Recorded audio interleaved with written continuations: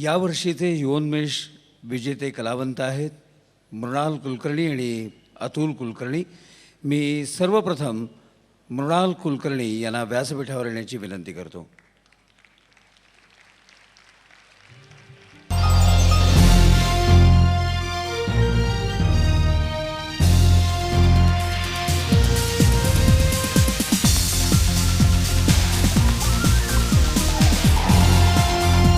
त्याचप्रमाणे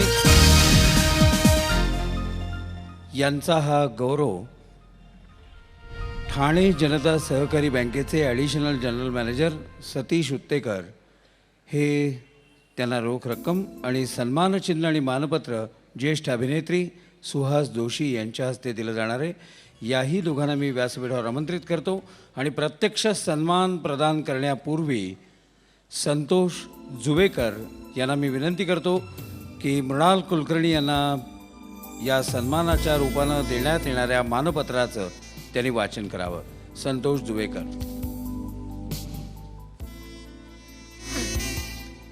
नमस्कार.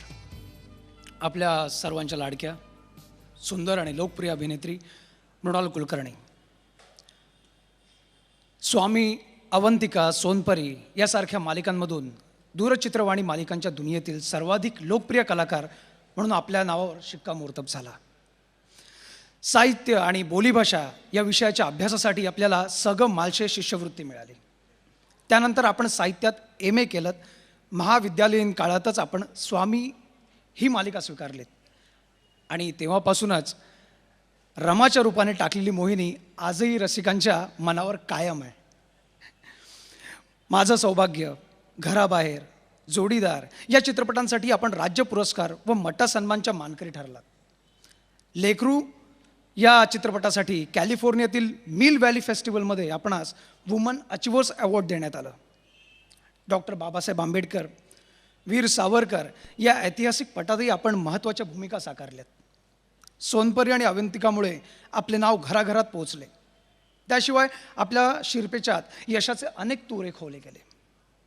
समाजकार्यातही आपल्याला विशेष रुची आहे. आपण एका दैनिकाच्या युवाविषयक पुरवणीचे अतिथी संपादक पदही भूषवित आहात. हे सारं खूप कौतुकास्पद आहेच आणि त्याचबरोबर अपेक्षा वाढवणारही आहे. यशाच्या शिखराकडे जाण्याचे बळ तुमच्या ठायी येऊ आणि सातत्याने यशस्वी तुमच्या पायाशी येत राहो या शुभेच्छांसह आज शनिवार दिनांक 8 जानेवारी 2005 रोजी ठाणेकर रसिकांच्या उपस्थितीत इंद्रधनु लोकसत्ता रंगोत्सवात आपणास विशेष युवोन्मेष पुरस्कार देऊन गौरवित आहोत. धन्यवाद.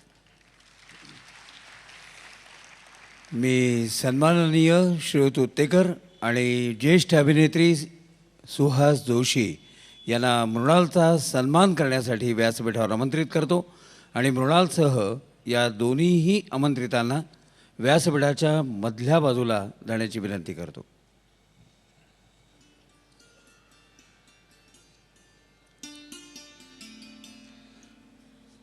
प्रथम सन्मान चिन्ह देतील सुहास जोशी.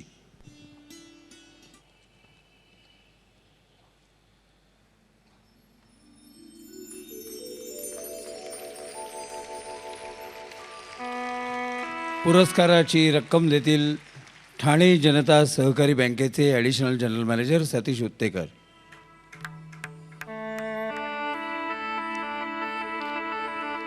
आणि आता संतोष जुवेकरांनी वाचलेलं मानपत्र पुन्हा एकदा सुहास जोशीच मृणाल कुलकर्णी यांना देतील.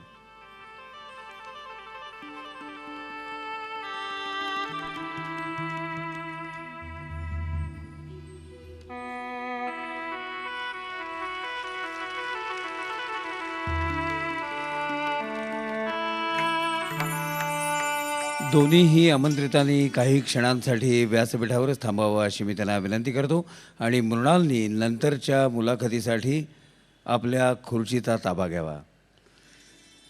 यानंतर मी युवोन्मेष पुरस्काराचे आजचे आणखीन एक पुरस्कर्ते अतुल कुलकर्णी यांना व्यासपीठावर आमंत्रित करतो.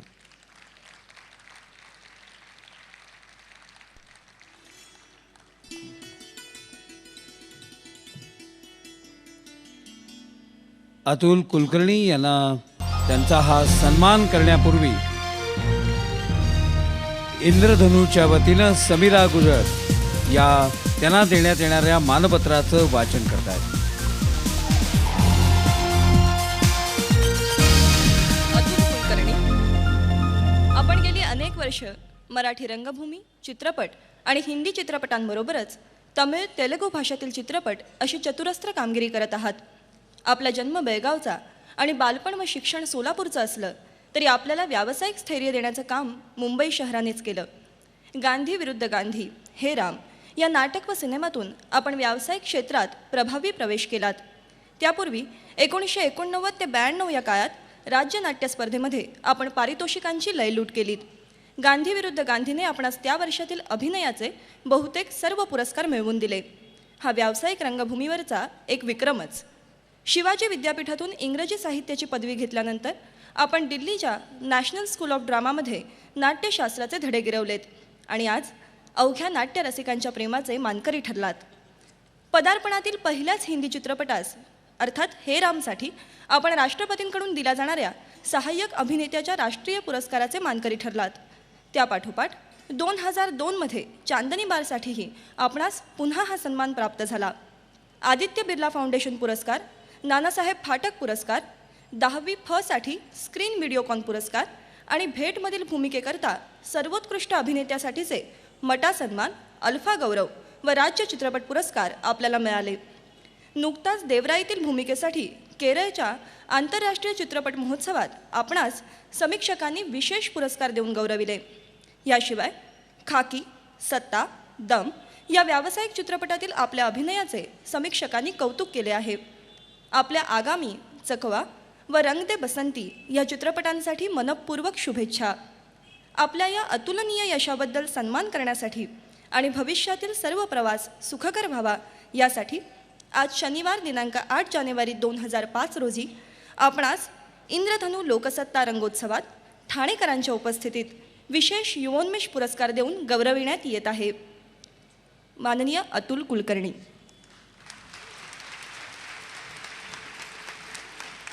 अतुल कुलकर्णी, सुहास जोशी आणि उत्तेकर यांना मी व्यासपीठाच्या मध्यावर येण्याची विनंती करतो. आणि त्या ठिकाणी वलयांकित दुनियेमध्ये असूनही अजूनही साधेपणा खरंच जपलेला असा अतुल कुलकर्णी याला इंद्रधनु युवोन्मेष पुरस्काराच्या माध्यमातून सन्मानचिन्ह देण्याची विनंती मी सुहास जोशी यांना करतो.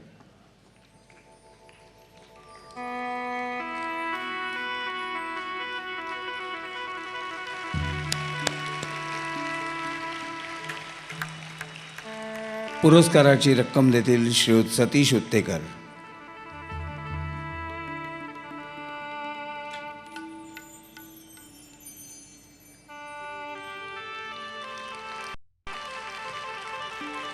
आणि इंद्रधनुच्या वतीनं या युवोन्मेष पुरस्काराच्या वतीनं अतुलचा गौरव करणारं मानपत्र देतील पुन्हा एकदा सुहास जोशी.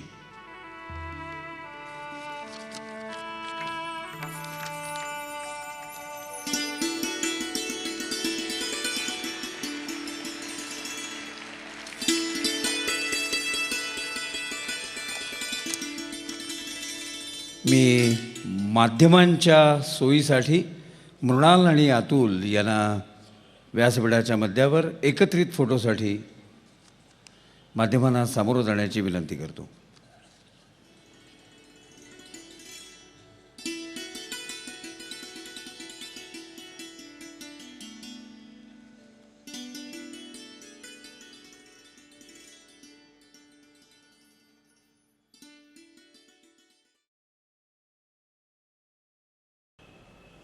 नमस्कार.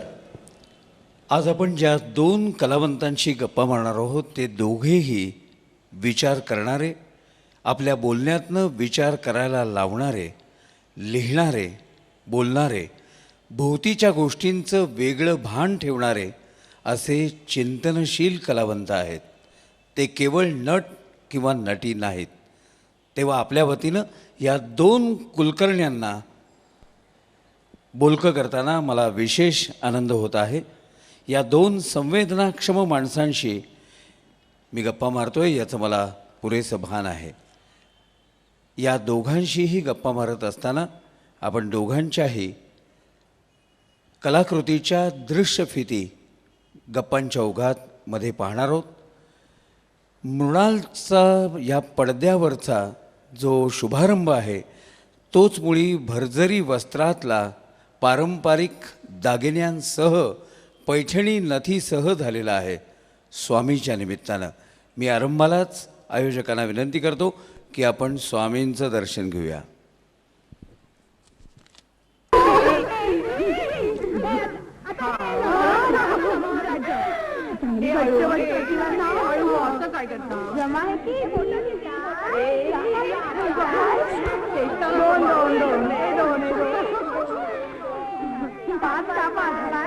लांब जाऊ नका. चांगली घरा का फिरवा तिला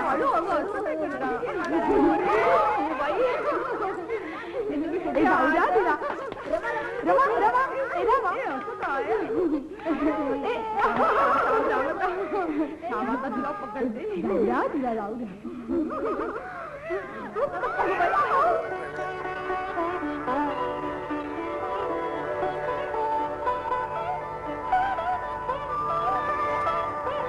महाराजाय नमः.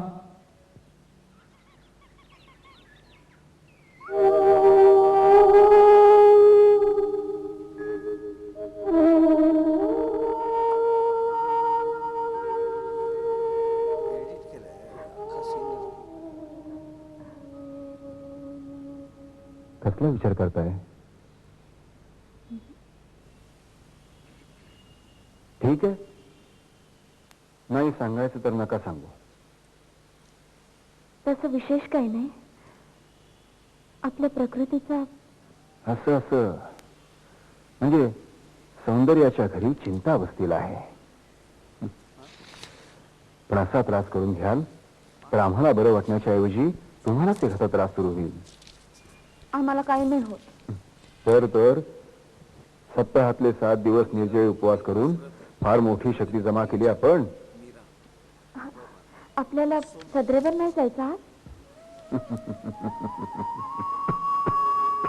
इतका सरळ सरळ विषय नाही बदलू. लक्षात येतं. तर आमच्या स्नानाची तयारी आहे, पण आज स्नान नका न करू. 4 दिवसात आज कुठे ज्वर हटतो. त्यातून रात्रभर खोकल्याने जागरण झालंय. आजच्या दिवस नाही केलं स्नान तर. बरोबर आहे तुमचं. पण स्नान संध्या आटोपून देवाचे 4 शब्द मुखातून गेल्याशिवाय मनाला बरं वाटत नाही. दिवसभराची प्रसन्नताच नाहीशी होते. ऐकायचं नाही अशी तर शपथच घेणं झालंय. रागवू नका. पण स्नान नाही केलं तर आपण आजारी आहोत असं सतत जाणवत राहतं आणि मग आजार आणखीन वाढतो. पण निदान गरम पाण्यानं स्नान करीन. लहान मुलासारखं पाण्यात खेळत बसणार नाही. मस्तकावरून पाणी घेणार नाही. अगदी त्वरेनं चिमणीचं अंग भिजवणं उरकून हजर होईन. झाले सगळे कबुली जबाब घेऊन. आपल्याला सगळी चेष्टाच वाटते. अहो चेष्टा कसली. आपण सगळे हुकूम तोंडी देता म्हणून छत्रपतींसारखे खलिते पाठवले असते तर मस्तकी लावून आज्ञाप्रमाण केलं असतं.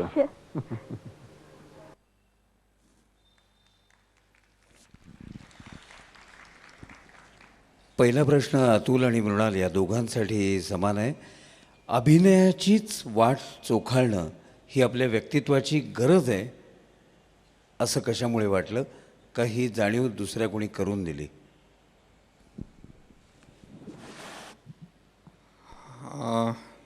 इतकं मोठं काही डोक्यात होतं असं वाटत नाही की गरज किंवा आपल्या व्यक्तिमत्वाची गरज वगैरे.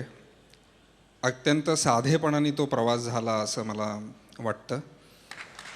अतुलने हिंदीचं क्षेत्र ज्या पद्धतीनं पादाक्रांत केलेलं आहे त्यातला छोटी पण गाजलेली भूमिका म्हणजे कमल हसनच्या हे राममधली. कमल हसनसारख्या अभिनेत्याशी पहिली गाठ, त्यानं तुझी निवड करणं, ती निवड करण्यामागची काही भूमिका सांगणं असं काही झालं आहे का? त्या बाबतीत प्रत्यक्ष बोलणं त्यांच्याशी कधी झालं नाही, परंतु हा चित्रपट ज्यांनी पाहिला आहे त्यांच्या लक्षात आलं असेल किंवा त्यांना माहितीच आहे, गांधी विरोधी असा हा माणूस आहे श्रीराम अभ्यंकर. आणि हा रोल आधी मोहन गोखले करत होते आणि या चित्रीकरणादरम्यानच त्यांचं निधन झालं. त्याच्यानंतर मला या रोलबद्दल विचारलं गेलं. मोहन गोखलेंनी सुद्धा सरदार चित्रपटात गांधींची भूमिका केली होती. मी सुद्धा त्यावेळेला गांधी विरुद्ध गांधी नाटकामध्ये गांधींची भूमिका करत होतो. आणि कमलजींनी आधी मोहन काकांना कास्ट केलं आणि त्याच्यानंतर मला कास्ट केलं. तर याच्यामध्ये एक निश्चित काहीतरी कारण होतं असं मला वाटतं याच्या मागे. कारण एका गांधी विरोधकाची भूमिका तुम्हाला करायची असेल तर गांधी काय होते हे तुम्हाला माहीत असणं अत्यंत गरजेचं आहे.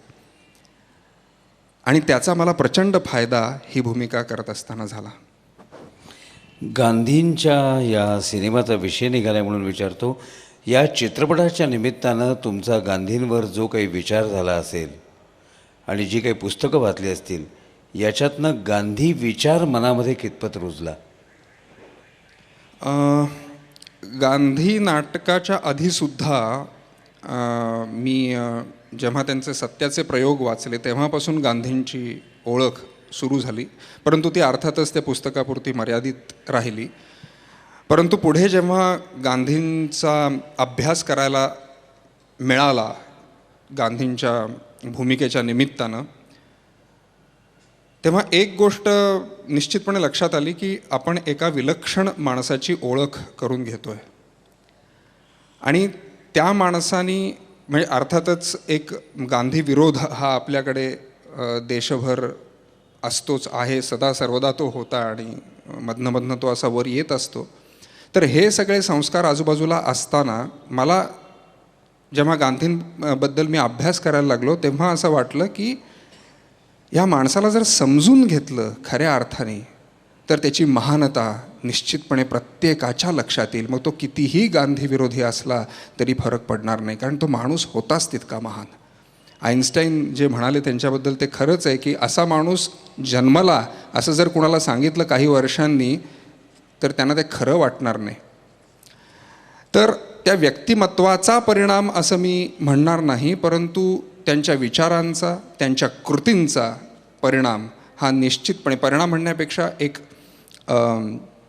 त्याची गाज ही सतत माझ्याबरोबर आहे असं मी म्हणेन.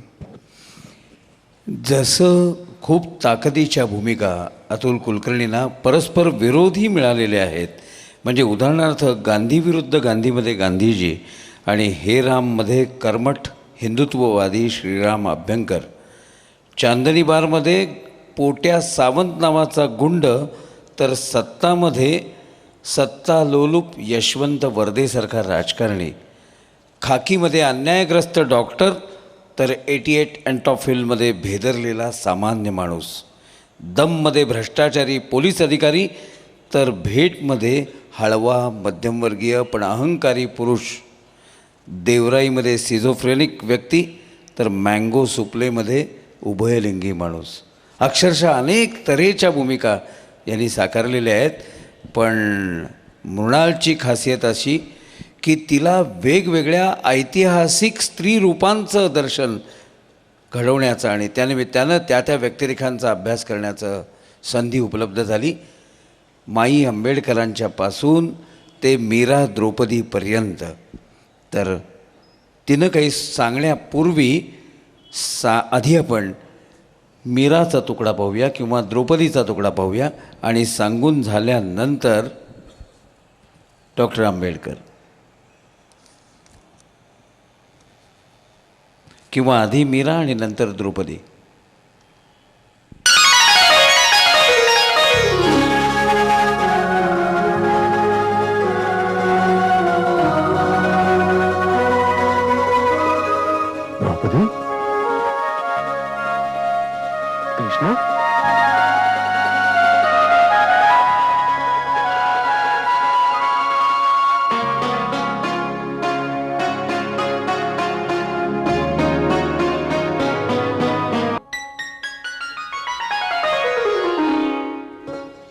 द्रौपदी का हृदय द्रौपदी की इच्छा के बाहर नहीं है प्रियंवदा। द्रौपदी का हृदय कोई साधारण मांसपिंड नहीं है कि उसे मुट्ठी में पकड़ा जा सके। द्रौपदी के हृदय को वही ग्रहण कर सकता है जिसका अपना हृदय आकाश जितना अंतहीन और विशाल हो।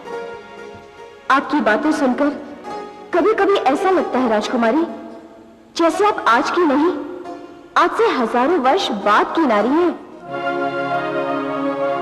वो सब मैं नहीं जानती प्रियंवदा, मैं बस इतना जानती हूं कि आज या आज से हजारों वर्ष बाद द्रौपदी जहां भी जन्म लेगी यही कहेगी जो मैं कह रही हूं। मैं नहीं जानती आज से हजारों वर्ष बाद का आर्यावर्त द्रौपदी को किस रूप में स्मरण करेगा, परंतु तब भी द्रौपदी यही कहेगी कि मनुष्य के भविष्य को सुरक्षित रखना चाहो तो उसे सम्मानपूर्वक नारी के हाथों में सौंप दो, क्योंकि पुरुष केवल युद्ध देता है, स्त्री जीवन देती है। दुर्भाग्य तो यह है कि पूरे आर्यावर्त में केवल एक पुरुष है जो मुझसे सहमत हो सकता है।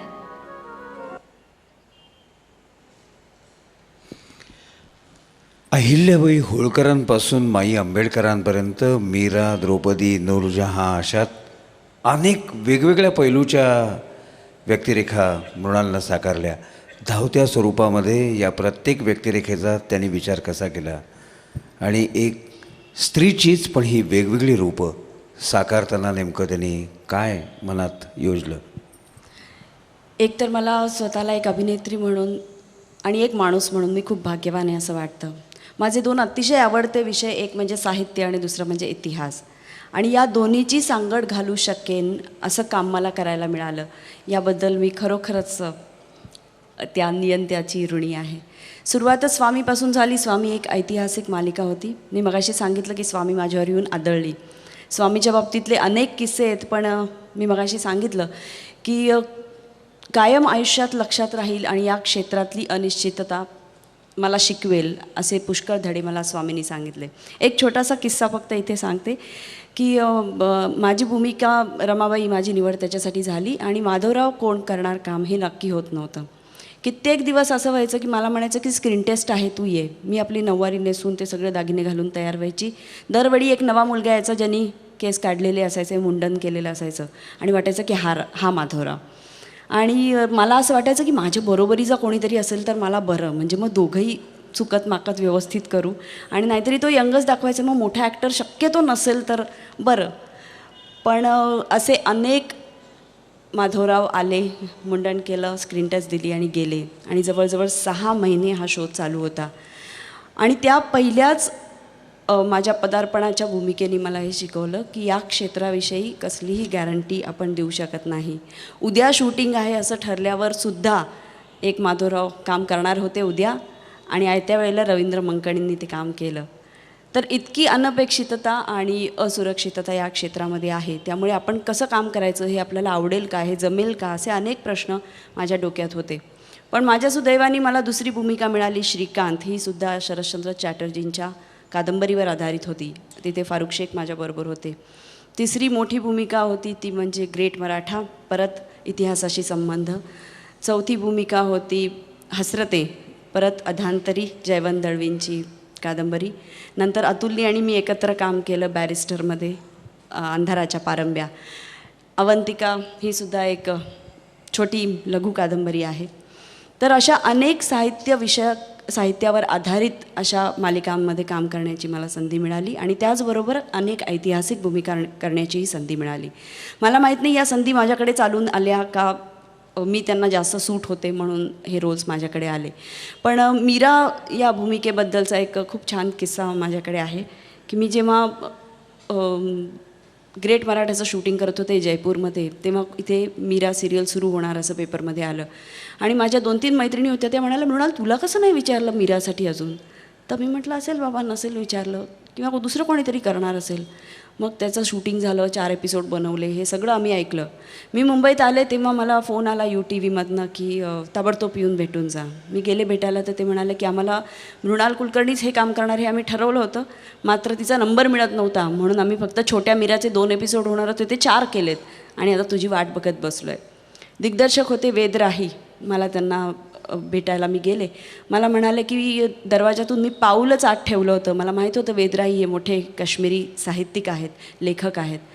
मी त्यांना नमस्कार केला. मला म्हणाले की थांब थांब थांब, ते सगळं करण्याच्या आधी तू मला सांग की तू देवावर विश्वास ठेवतेस का. मला खूपच संकोच वाटला. मला वाटलं की हे काय यांनी प्रश्न विचारला. पण मला त्या क्षणी वाटलं की मी यांना सांगून टाकलं पाहिजे की मीराचं काम जर तुम्ही मला देणार असाल तर माझा देवावर, त्या मीराच्या स्वप्न म्हणजे खरोखर तिला देवदर्शन झालं, ती कृष्ण रूप झाली, कृष्णाच्या मध्ये विलीन झाली, या सगळ्यावर मी विश्वास ठेवणं गरजेचं आहे का. तर मी त्यांना सांगितलं की मला असं वाटतं, मी माणसातल्या देवावर विश्वास ठेवते. मला हे निश्चितपणे माहिती आहे आणि जाणवलं आहे की प्रत्येक माणसात देवाचा अंश आहे आणि माझ्या नशिबाने मी अशा कुटुंबात वाढले आहे की त्यांनी पण मला हेच सांगितलं आहे. त्यामुळे लौकिक अर्थाने देवाची पूजा वगैरे मी करते का आणि ते कृष्ण खरा होता का आणि तो तिला भेटला का असं विचारलं असतं, तुमचा असा विचारण्याचा उद्देश असेल तर मी मानत नाही असं म्हणायला लागेल. मग ते म्हणाले की मग मला वाटत नाही की तू हा रोल करायला योग्य आहेस. तर मी म्हटलं की तुम्ही माझ्यावर एक ॲक्ट्रेस म्हणून विश्वास ठेवा, अभिनेत्री म्हणून माझी स्क्रीन टेस्ट घ्या आणि तुम्हाला जर वाटलं की मीरेच्या मनामध्ये माणसातला देव शोधण्याची इच्छा नव्हती तिच्या लिखाणामध्ये किंवा तिच्या एकंदर वर्तणुकीमध्ये आणि ती मी दाखवू शकत नाही आहे, तर तुम्ही मला या रोलमध्ये अजिबात स्वीकारू नका. मला तुम्ही नाही म्हणून सांगा, माझी तयारी आहे. आणि खरोखरीच त्यांनी माझी स्क्रीन टेस्ट घेतली आणि मला काही संवाद म्हणायला सांगितले आणि संवाद म्हणून झाल्यावर त्यांनी मला शाबासकी दिली आणि मला म्हणाले की वयाने मी कितीही मोठा असलो तुझ्यापेक्षा तरी काही गोष्टी लहान मुलांकडनं शिकायला पण काही हरकत नाही. तू देव मान किंवा नको मानू, आजपासून मी तुझ्या बाबतीत हा विचार करणार नाही. तू हे काम चांगलं करशील, ही भूमिका चांगली करशील ह्याची मला खात्री आहे. तर माझ्या नशिबाने असे दिग्दर्शकसुद्धा मला मिळाले की जे टिपिकल विचार करत नव्हते. द्रौपदीच्या बाबतीतसुद्धा असं झालं. द्रौपदी ज्या दिवशी मला ऑफर झाली त्याच दिवशी गमतीची गोष्ट म्हणजे BR चोप्रांकडून मला सीतेच्या भूमिकेसाठी विचारणा झाली होती आणि सिनेवेस्टामधनं द्रौपदीच्या भूमिकेसाठी. तर मला खूप गंमत वाटली. सीतेच्या भूमिकेसाठी मला विचारलं तर मला त्याच्यात काही विशेष वाटलं नाही. मला वाटलं माझी जी इमेज आहे, जो माझा चेहरा आहे, त्याच्यात सीतेच्या रोलसाठी कोणी हसत हसत मला ऑफर करेल. पण द्रौपदीसाठी जेव्हा मला विचारलं तेव्हा मला खूप कुतूहल वाटलं. द्रौपदी या व्यक्तिरेखेविषयीसुद्धा वाटलं आणि मला का बरं या रोलसाठी विचारलं असेल याहीबद्दल वाटलं. मी जेव्हा त्यांना भेटायला गेले माझ्या दिग्दर्शकांना तेव्हा त्यांनी काही न बोलता ती कादंबरी माझ्या हातात दिली. परत ही कादंबरीच ऐतिहासिक कादंबरी, याज्ञसेनी नावाची कादंबरी होती, उडिया भाषेतली, प्रतिभा राय यांची. आणि ती वाचल्यावर मला खरोखरच असं वाटलं की मला असं वाटतं की मी एका साहित्यिक कुटुंबातून आली आहे, मी खूप वाचते, मला विचार करता येतो. पण त्या क्षणी मला असं जाणवलं की हे एक प्रचंड मोठं आव्हान माझ्यासमोर उभं आहे. द्रौपदीविषयी मला सामान्य माणसा इतकीच माहिती आहे आणि ही कादंबरी, ही व्यक्तिरेखा ही माझ्यासमोर चॅलेंज बनून उभी राहिली आहे की सर्वसामान्य एक स्त्री की जिला फक्त आपल्या पित्यावर अन्याय झाला आहे आणि तो अन्याय दूर झाला पाहिजे, त्यांना कुठेतरी न्याय मिळाला पाहिजे. हे फक्त पित्याबद्दलचं प्रेम असणारी ही मुलगी नंतर डेव्हलप होत होत होत एका प्रचंड मोठ्या युद्धाचा केंद्रबिंदू होते.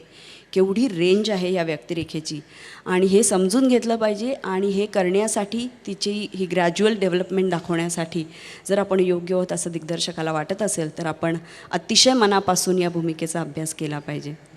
मीरेचा अभ्यास करताना जसं मी रजनीशांची व्याख्यानं ऐकली, मीरेबद्दलची जे काही लिटरेचर उपलब्ध आहे ते सगळं वाचलं, मीरेची भजनंही वाचली, ती अभ्यासली. तसंच द्रौपदीबद्दल केलं. प्रचंड लिखाण आहे द्रौपदीबद्दल आणि आपल्याला खरंच माहीत नसतं. द्रौपदी ही 5 पांडवांची बायको होती आणि तिचं वस्त्रहरण झालं. याखेरीज या व्यक्तिरेखेबद्दल, या इतक्या महान स्त्रीबद्दल आपल्याला काहीही माहिती नसतं. आणि नशिबाने अशा अनेक ऐतिहासिक व्यक्तिरेखांचा अभ्यास करण्याची आणि त्या अभिनीत करण्याचा प्रयत्न करण्याची संधी मला मिळाली आणि मी स्वतः त्याबद्दल अतिशय समाधानी आहे. स्त्रीची विविध रूपं जशी मृणालने दाखवली तसं तिच्या उत्तराकडे जाण्यापूर्वी मी अतुलच्या वैविध्यपूर्ण व्यक्तिरेखांची नोंद इथे केली होती. त्या अनुषंगाने त्याने अशाच धावत्या स्वरूपात अशी टोकाटोकाची भिन्न रूपं जी त्यांनी साकारली पडद्यावर, त्याबद्दल बोलावं अशी मी त्याला विनंती करतो. गांधीजी ते कर्मठ हिंदुत्ववादी याप्रमाणे पोट्या गुंड ते भेदरलेला सामान्य माणूस, डॉक्टर ते सिझोफ्रेनिक, ही जी सगळी रूपं आहेत. मला असं वाटतं की नट म्हणून जेव्हा तुमचं शिक्षण होतं, जेव्हा तुम्ही त्याचा विचार करत असता, त्यावेळेला म्हणजे जसं आता मी बराच या कम्प्युटरच्या सान्निध्यात होतो, तर समोर जे दिसतं आपल्याला त्याचं डिझाईन आणि ते दिसण्यासाठी आज जे प्रोग्रॅमिंग असतं, हा जसा फरक आहे किंवा ह्या जशा दोन बाजू आहेत, तसं नट म्हणून अभ्यास करत असताना त्या प्रोग्रॅमिंगचा विचार डोक्यामध्ये असणं, तुम्ही जेव्हा स्वतःशी ते नेहमीच चालू असते ती प्रोसेस, ते प्रोग्रॅमिंग तुमचं बळकट असणं हे अत्यंत गरजेचं असतं. आणि मग त्या प्रोग्रॅमिंगचा उपयोग करून तुम्ही वर जे काही तुम्हाला स्वरूप दाखवायचं असेल ते तुम्ही कसंही काहीही करू शकता, बदलू शकता, दाखवू शकता. त्यामुळे ह्या विविधतेचा जो उल्लेख केला जातो त्यावेळेला मला ती माझ्या दृष्टीने तितकी विविधता या अर्थाने अशी अर्थातच निश्चितपणे ही म्हणाली तसं नशीबवान वाटतंच, परंतु मनातलं प्रोग्रॅमिंग पक्कं असतं. अगदी असं मला वाटतं. मनातलं म्हणण्यापेक्षा डोक्यातलं असं मी म्हणेन. कारण अभिनय हा माझ्या दृष्टीने डोक्याचा हे आहे. हा उल्लेख केल्यात म्हणून विचारतो की हा बुद्धीचा भाग आहे का भावनेचा जास्त आहे? बुद्धी. नाही, पण मला वाटतं आपण केलेल्या प्रत्येक व्यक्तिरेखेवर खूप मनापासून प्रेम पण करायला लागतं. नाही, आणि नाही, ते त्या प्रेम अर्थाने नाही. मनापासून नाही नाही, त्या अर्थाने नाही. व्यक्तिरेखेचा विचार करत असताना पूर्ण बुद्धी शपूट ठेवून विचार करायला लागतो का भावना प्रधानतेकडे जास्त झुकायला लागतं? काय नाही, मला वाटतं की भावना ही तितकीच महत्त्वाची असते. त्या व्यक्तिरेखेवर स्वतःचं ते कोणीतरी आहे असं मानून प्रेम केल्याशिवाय तुमची बुद्धीसुद्धा तुम्हाला साथ देत नाही. नाही नाही नाही, त्या अर्थाने नव्हे. मला जो काही बोध झाला तुमच्या प्रश्नाचा त्या ह्याने विचारतो. मला असं वाटतं की अभिनय हे एक तंत्र आहे मुळात, आणि ते तंत्र आत्मसात करण्यासाठी किंवा ते तंत्र वापरण्यासाठी तुम्हाला निश्चितपणे बुद्धीचा वापर करा. एखादा रोल आहे, आता समजा देवराई उदाहरणार्थ, त्याच्यामध्ये एक स्किझोफ्रेनिया आजार असलेला एक मानसिक रुग्ण, त्याची भूमिका मी करतो आहे. त्याच्यामधले जे काही स्टेजेस आहेत त्या दाखवताना ते तंत्रच मला उपयोगी पडतं. एक गोष्ट नक्की की हे तंत्र एकदा तुम्ही आत्मसात केल्यानंतर ते तुम्हाला डोक्याच्या एका कोपऱ्यात ठेवून द्यायला लागतं, आणि मग जेव्हा तुम्ही जाता कॅमेरासमोर, जेव्हा शॉट सुरू होतो त्यावेळेला ते तंत्र बाजूला ठेवूनच तुम्हाला अभिनय करायला लागतो. केवळ तुम्ही तंत्राप्रमाणे गोष्टी करत गेल्या तर तसं होत नाही. म्हणून ती स्पॉन्टेनिटी ही सुद्धा वापरावीच लागते. एका ठराविक मर्यादेपर्यंत तुम्हाला भावना, म्हणजे नासिरुद्दीन शहांचं असं म्हणणं आहे, ते आम्हाला NSDमध्ये शिकवायला यायचे तेव्हा ते असं म्हणायचे की हे दोन्ही 50-50% पाहिजे बरोबर, आणि ते ज्याला जमतं तो खरा नट.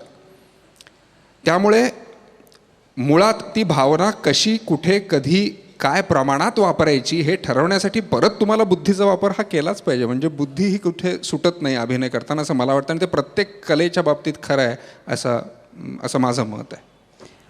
हा तुम्ही सूत्ररूपानं विचार या संदर्भातला मांडलात. मी तुमच्या वेगवेगळ्या भूमिकांसंदर्भात जे बोललेलो होतो, या टोकाच्या भूमिकांचा बेसिक विचार कसा असतो आणि प्रत्यक्ष काम करताना काय वेगळ्या पद्धतीने, म्हणजे आधीचं प्रोग्रॅमिंग झालेलं आणि नंतर उत्स्फूर्तता जी काही थोडी असेल असं तुम्ही म्हणता, आधी बुद्धीनं त्या भूमिकांचा सगळा विचार झाल्यानंतर ऐन वेळेला काय स्वरूपाची उत्स्फूर्तता बाहेर येते? मी आता म्हणजे काही या 2-4 भूमिकांचा उल्लेख करून त्या अनुषंगाने बोललात तर रसिकांना आवडेल. देवराईचा आपण अगदी शेवटच्या टप्प्यावर जाऊ, कारण देवराईचा आपण तुकडाही पाहणार आहोत. पोट्या गुंड.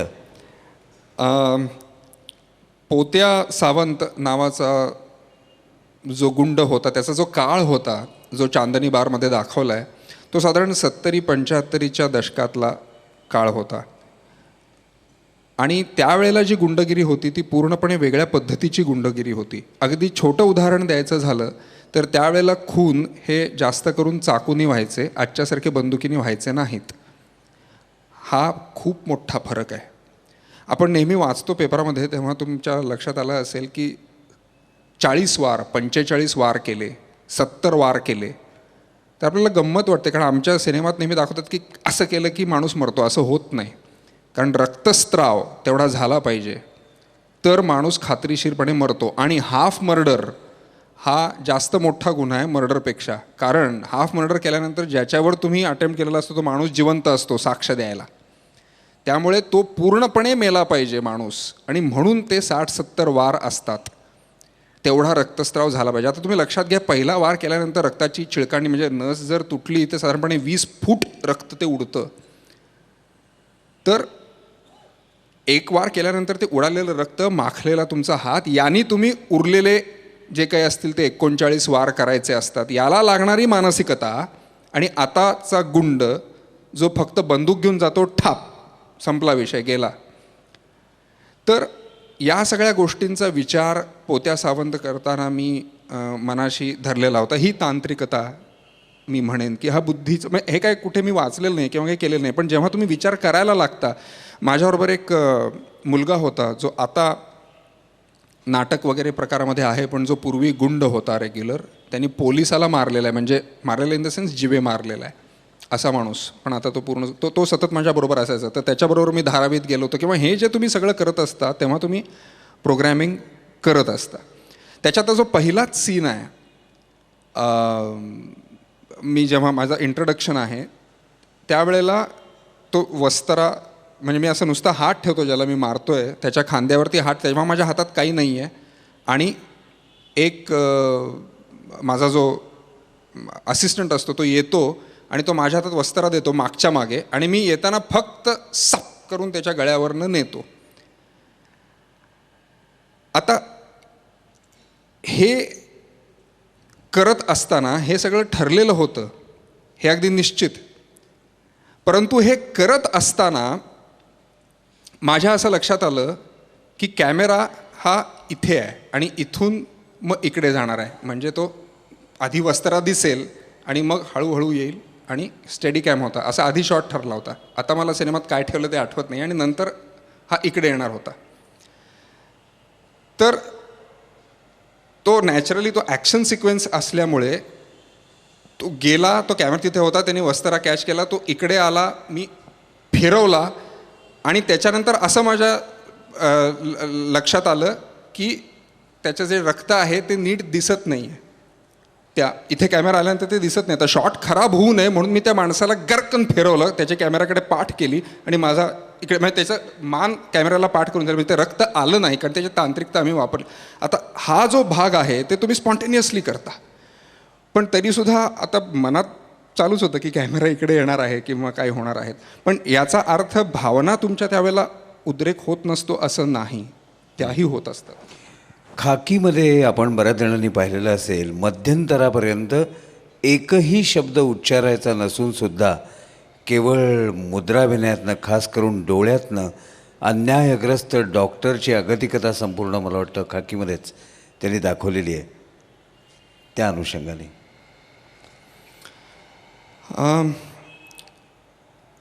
तो रोल एक बेसिकली त्याचं बॅकग्राऊंड इतकं मोठं होतं. राजकुमार संतोषी, अमिताभ बच्चन आणि अजय देवगण, ऐश्वर्या राय वगैरे हा सगळा मोठा सेटअप.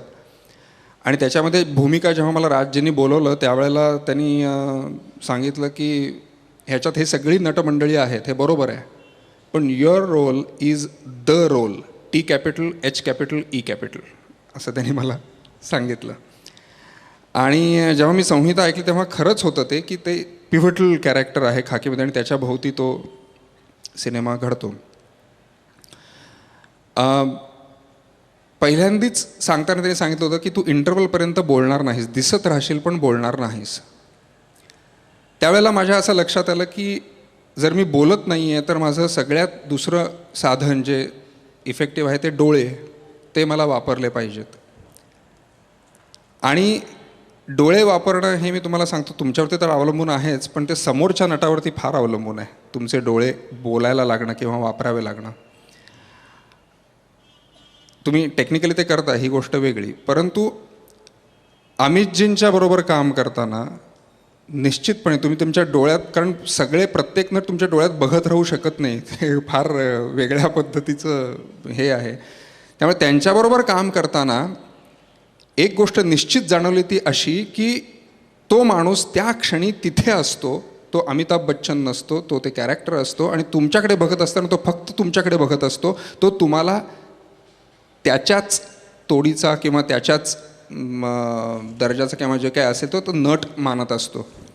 तो स्वतः हा कोणीतरी ज्युनियर आला आहे म्हणून तो माणूस त्याच्या ते डोळ्यात दिसतं. आणि म्हणून जे काही, कारण मॅक्झिमम सीन्स त्यांचे आणि माझे बरोबर आहेत, तर त्याचं पूर्ण श्रेय मला वाटतं अमितजींना जातं की त्या पद्धतीची एक्सप्रेशन्स ही डोळ्यात येऊ शकली.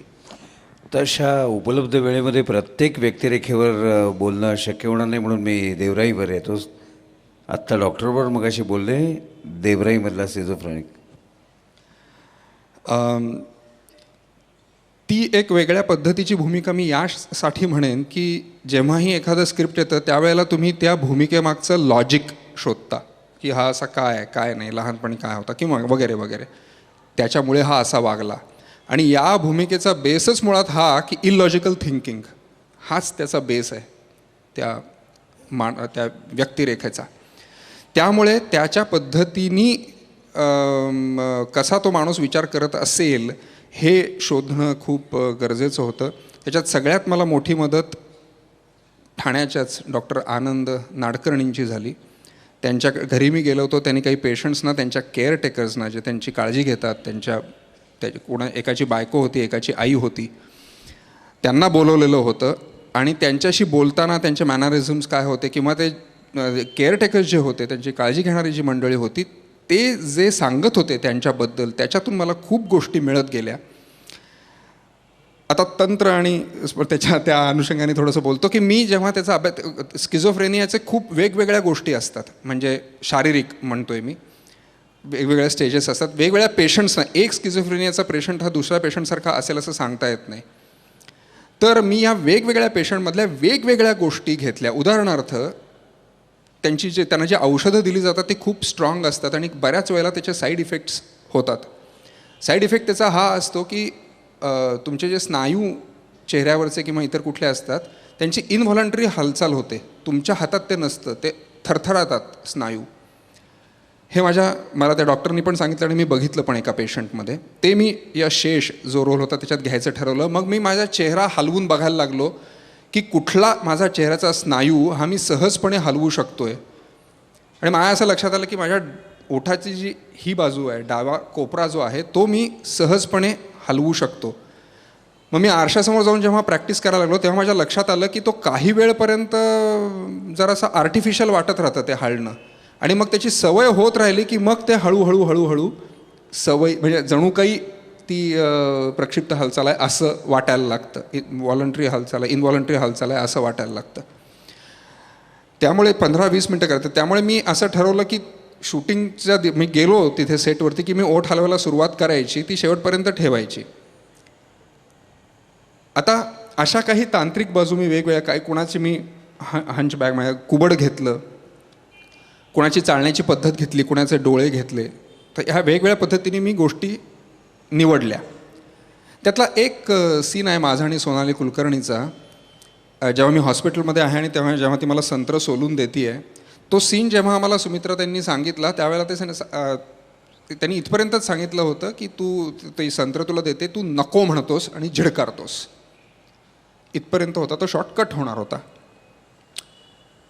तो तिथपर्यंत झाला. ती काहीतरी बोलते, मी काहीतरी बोलतो, मग ती संत्र देते, मी नको म्हणतो. त्याच्यानंतर ती तिथेच शॉर्टकटही झाला नाही आणि ती परत म्हणाली घे ना, आणि मी ते हाताने झटकून दिलं. ते ठरलेलं नव्हतं, झटकून दिलं. ते संत्र उडालं आणि माझ्याच इथे पडलं. मग मी ते असं झटकून इकडे केलं तरी शॉर्टकट झाला नाही. त्याच्यानंतर सोनालीने ते उचललं संत्र आणि ती आता प्लेटमध्ये ठेवणार एवढ्यात तिने परत मला ते माझ्याकडे दिलं. मला त्यावेळेला काय वाटतं, हीच ती आता स्पॉन्टेनिटी तिथे, हे काही सगळं ठरलेलं नव्हतं. मी त्या संत्र्याकडे पाहिलं तिच्याकडे पाहिलं, कारण तिच्यावर मी चिडलोय ह्याची जाणीव कुठेतरी त्या माणसाला झाली, हे सगळं मला त्यावेळेला वाटलं. आणि म्हणून मी ते हळूच तिच्याकडे न बघता संत्र घेतलं आणि चोरट्यासारखं तोंडात ठेवून खायला लागलो. यातलं काही म्हणजे मी सांगितलं तो पुढचा कुठलाही भाग ठरलेला नव्हता. आणि तुम्ही तो चित्रपट पहा, मला वाटतं ठाण्यामध्ये तो येऊन गेला, परंतु तो चित्रपट केव्हा तुम्हाला बघायला मिळाला तर जरूर बघा. तो सीन इतका सुंदर झालेला आहे. खरं स्किझोफ्रेनियाचं म्हणजे सुरुवातीचं लक्षण आहे, लक्षात येत नाही. आपल्याला वाटतं की चिडचिड करणारा फक्त मुलगा आहे, परंतु ती सुरुवातीची लक्षणं असतात, त्याच्याकडे दुर्लक्ष होतं आणि मग तो आजार इतका बळावतो की आपण रस्त्यावरती जे केस वाढवून दाढी वाढवून जे कागद गोळा करत हिंडलं त्या बऱ्यापैकी तो स्किझोफ्रेनिया असलेली बरीचशी त्यातली मंडळी असतात. तर हा जो चेंज होतो त्याच्यामध्ये, हे मी एवढ्यासाठी सांगतोय कारण हे प्रूव्ह झालेलं आहे की 100तला 1 माणूस भारतात स्किझोफ्रेनिक आहे. आता आपण इथे किती माणसं आहोत? फक्त मानसिक रोगांकडे बघण्याची आपली जी दृष्टी आहे ती खूप कलुषित आहे. या मानसिक रोग ज्यांना होतात त्यांच्यावरती त्यांचा कंट्रोल नसतो आणि त्यामुळे त्यांना औषध फक्त त्यांच्या आजूबाजूची लोकं, म्हणजे खरं औषध ही त्यांच्या आजूबाजूची लोकं आणि समाज, हेच त्यांचं खरं औषध आहे. हे मला या सिनेमासाठी अभ्यास करत असताना ते पेशंटना भेटल्यानंतर लक्षात आलं. आणि म्हणून मी तुमचा थोडासा वेळ घेऊन हे सांगतोय की यापुढे केव्हाही आपण रस्त्यावरचा वेडा बघू तेव्हा जसं आपल्याला डायबिटीस आहे, जसं ब्लड प्रेशर आहे, तसं त्याला स्किझोफ्रेनिया किंवा इतर मानसिक आजार आहे, एवढंच फक्त आपण लक्षात घेऊया. धन्यवाद.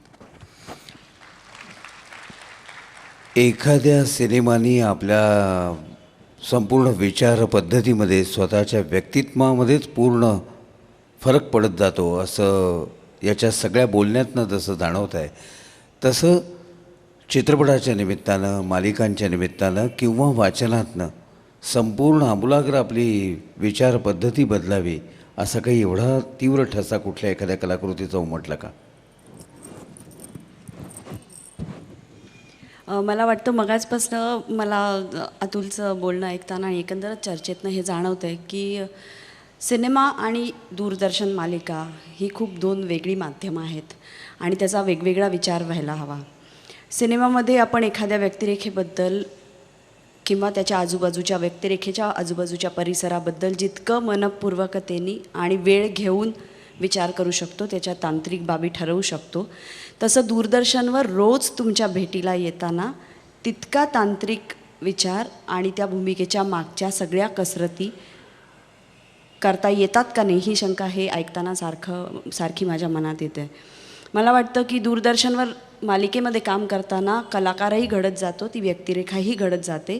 मूळ थोडासा तांत्रिक आराखडा ठरलेला असतो, पण त्यातली जी वळणं असतात ती इतकी वेगळी वेगळी असतात आणि ती इतकी चकवा देणारी असतात की कोणत्या भूमिकेचं कधी काय होईल हे अजिबात सांगता येत नाही. म्हणजे सुरुवातीला माहिती असतं की या मालिकेमध्ये काही काळानंतर अमुक एक व्यक्तिरेखा विधवा होणार आहे, पण ती नेमकी कधी होणार आहे किंवा ती होणार आहे की नाही, किंवा अचानक ती विधवा होता होता तीच भिंतीवर जाऊन बसून तिलाच हार नाही घातला जाणार आहे, हे काहीच माहिती नसतं. त्याच्यामुळे थोडासा चकवा जास्ती मालिकांमध्ये असतो. मला एक गमतीशीर उदाहरण असं वाटतं की चित्रपटातली भूमिका ही जर पुरणपोळी किंवा मोदक असेल तर हे रोजचं वरण भात आहे, भाजी पोळी आमटी आहे, ती पण कशी चवदार झाली पाहिजे हे ठरवणं हे मालिकांच्या कलाकारांच्या आणि दिग्दर्शकांच्या हातात असतं. पण मला अतुलचं कौतुक वाटतं, तो वेगवेगळ्या भूमिकांचा इतका खोलात जाऊन विचार करतो आणि इतक्या उत्तम पद्धतीने त्या भूमिका सादर करतो. तशीच एखादी उत्तम व्यक्तिरेखा त्यांनी दूरदर्शनवर पण करावी अशी मी त्याला विनंती करते आपल्या सर्वांतर्फे. त्याच्या दूरदर्शनकडे जाण्यापूर्वी मी एक विचारू इच्छितो की ह्या सगळ्या धावत्या कसरतीच्या व्यस्त मालिकांच्या जगामध्ये तू जास्तीत जास्त सिनेमा किंवा नाटकापेक्षा मालिकाच जास्त केलेल्या आहेत, म्हणजे ह्याच गोष्टी व्यस्त वेळापत्रकाच्या पसंत केलेल्या आहेत. तर ह्याच्यामध्ये अगदी हा म्हणतो इतकं खोलवर जाता येत नसलं तरी तुझ्यासारख्या एका उत्तम वाचन असलेल्या, उत्तम समंजसपणा भान असलेल्या व्यक्तीला मालिकांमध्ये ज्या अनेक अतार्किक गोष्टी चालतात त्याचं कधी हसू फुटत नाही का? ऑफकोर्स फुटतं. ऑफकोर्स फुटतं, पण त्याबरोबर हे भान राखणं अत्यावश्यक वाटतं मला, की रोज रात्री ज्या ओढीनी लोक त्या त्या वेळेला काय करत असतील ते सोडून तिथे येतात, त्यांचं मनोरंजन करणं आणि त्यांना विचार करायला लावून मनोरंजन करणं हे मालिकेमधनं घडलं पाहिजे असं मला वाटतं. मी स्वतः मालिका निवडताना किंवा कोणतंही काम निवडताना त्यातून फक्त निखळ मनोरंजन होईल असं माझ्या हातून निवडलं जात नाही. कधी कधी मला असं वाटतं हे चूक आहे एक आर्टिस्ट म्हणून, एक अभिनेत्री म्हणून. कधी कधी नुसतं मनोरंजनसुद्धा केलं पाहिजे लोकांचं, पण कुठे ना कुठे ती एक सामाजिक जाणीव की यातून काहीतरी आपल्याला कोणाला तरी विचार करायला लावायचा आहे ही सारखी मनामध्ये असते. आणि असे ज्या अशी चुकीची वळणं येतात किंवा अशी गमतीशीर वळणं येतात मालिकांमध्ये, तेव्हा अगदी हसू येतं, गंमत वाटते. पण जसं सिनेमा झाला की एकदा झाला की त्याच्यात काहीही बदल करू शकत नाही आपण, की झालं की झालं. तसं एक मालिकेमध्ये नसतं. तुमचं थोडंसं चुकलं तरी पुढच्या काळात तुम्ही स्वतःला आणि मालिकेला सांभाळून घेऊ शकता. हा एक चांगला भाग आहे. याच्या खोलात मी जास्त शिरत नाही, कारण वेळ कमी आहे म्हणून. आणि अतुलला विचारू इच्छितो की कमल हसनपासून अमिताभ बच्चनपर्यंत सर्व ज्येष्ठ उत्तम अभिनेत्यांच्या बरोबर काम करत असताना स्वच्छ विचाराच्या तुला खरंच कितपत दडपण येतं का अजिबात येत नाही? मला हे दडपण कधीही जाणवलं नाही, कारण माझी पहिलीच भूमिका केली ती भक्ती बर्वे इनामदार यांच्याबरोबर. गांधी विरुद्ध गांधीमध्ये कस्तुरबा त्या होत्या आणि मी गांधी. तर माझं पहिलं नाटक आणि तेही भक्ती बर्वे यांच्यावर, the star of Marathi theatre. परंतु अशी सुरुवात माझ्या व्यवसायाची झाली आणि पुढे पुढे मग कमल हसन, सीमा विश्वास, अमिताभ बच्चन सगळीच मंडळी ही सिनियर. परंतु मला एक गोष्ट या सगळ्या मोठ्या माणसांच्या बाबतीत जाणवली, जी मी मघाशी त्याचा थोडाफार उल्लेख केला, की हे दडपण जर आलं नसेल तर ते पूर्ण श्रेय त्या कलाकाराचं आहे, कारण त्याला पूर्ण स्वातंत्र्य आहे खरं एका अर्थाने दडपण दुसऱ्यावरला तो जाणीव करून द्यायची स्वतःच्या पोझिशनची. पण ती या कुणीही आजपर्यंत तरी निदान मला तशी करून दिलेली नाही.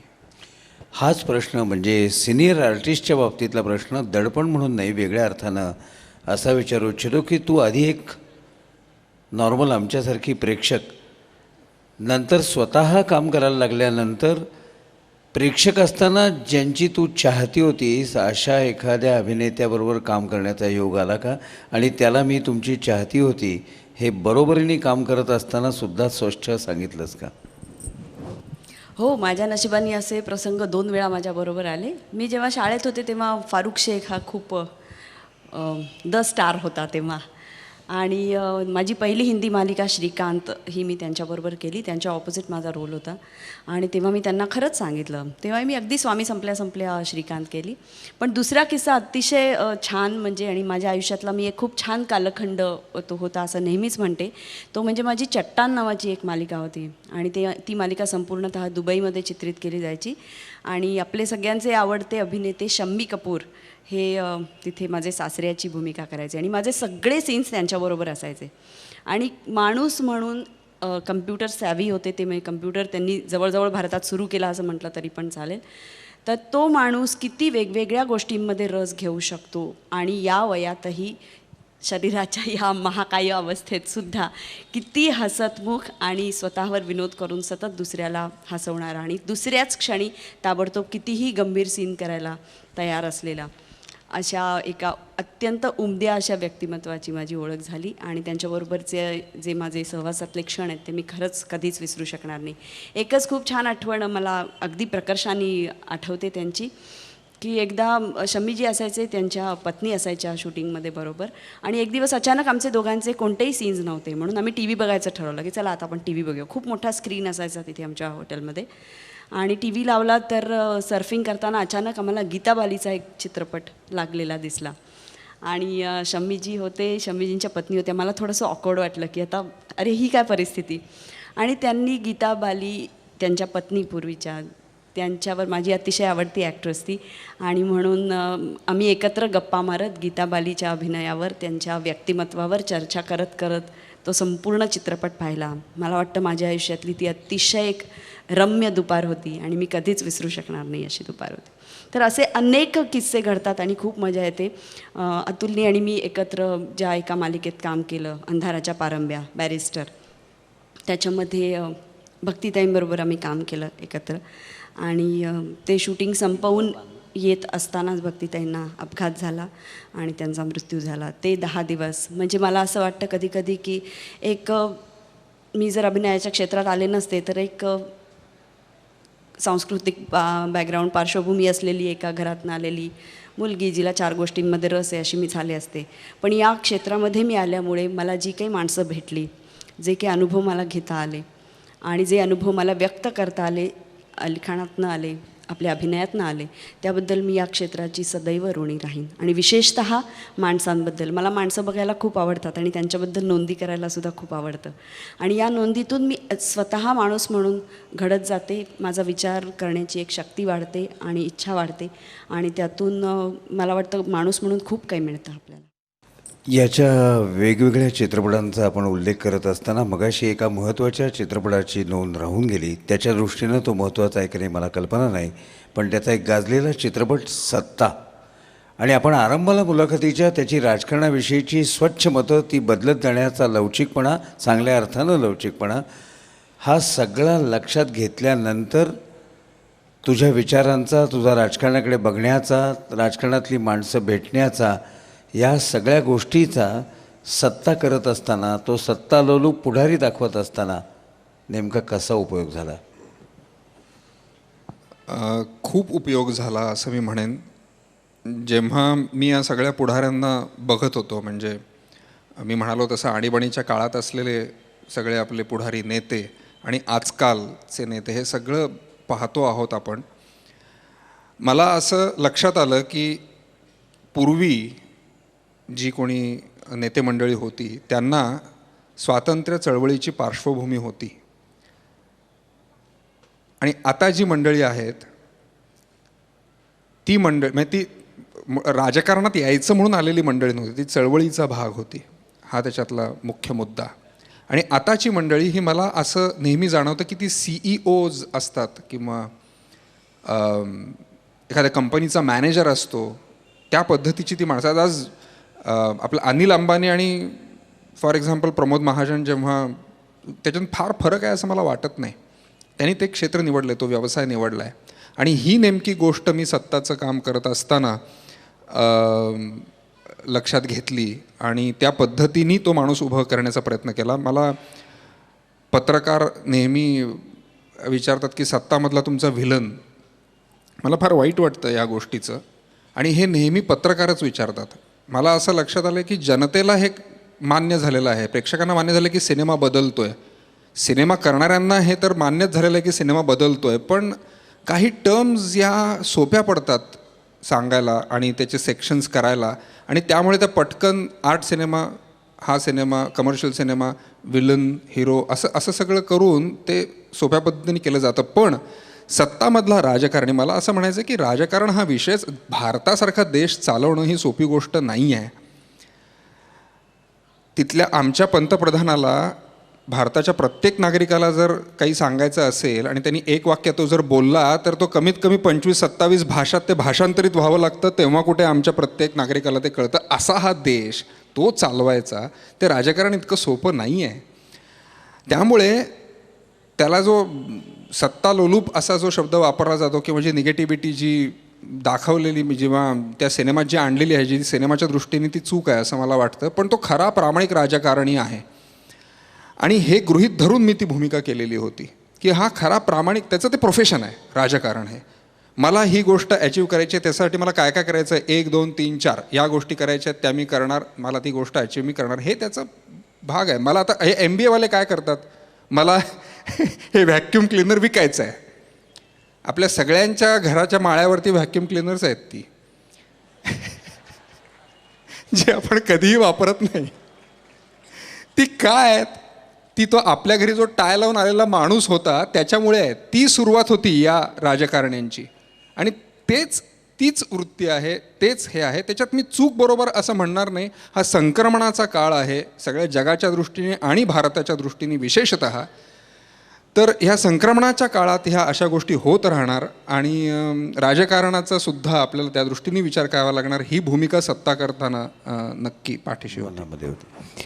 राजकारणाकडे अगदी वेगळ्या अर्थानं पॉझिटिव्ह म्हणून बघणाऱ्या अतुलला मी विचारू इच्छितो की कलावंत मंडळी मोठ्या प्रमाणावर राजकारणात पूर्वी प्रचारापुरती येत असत, आता थेट निवडणुकीला सुद्धा उभी राहायला लागलेली आहेत. तर आपल्या लोकप्रियतेचा फायदा घेऊन राजकारणाच्या त्यांच्या दृष्टीने असलेल्या एका रितसर व्यवसायातली खुर्ची अडवावी का? नाही. निश्चितपणे नाही. माझे व्यवसाय बंधू आहेत सगळे. हा दुर्धर प्रसंग माझ्यावरतीच ओढावला होता. या निवडणुकीत गोरेगाव जिथे मी राहतो तिथे आमचे गोविंदाभाई उभे होते आणि राम नाईक होते, भाजपा. माझी मतप्रणाली ही भाजपाशी शिवसेनेशी अजिबात जुळत नाही, परंतु राम नाईक या व्यक्तीबद्दल मला निश्चित आदर होता आणि हे निश्चित होतं की गोविंदाजी लोकसभेत जाऊन त्यांचा उपयोग नाही, ते त्यांचं क्षेत्र नाही. त्यामुळे मला नाईलाजानी राम नाईकांना मत द्यायला लागलं, पण ते मी दिलं.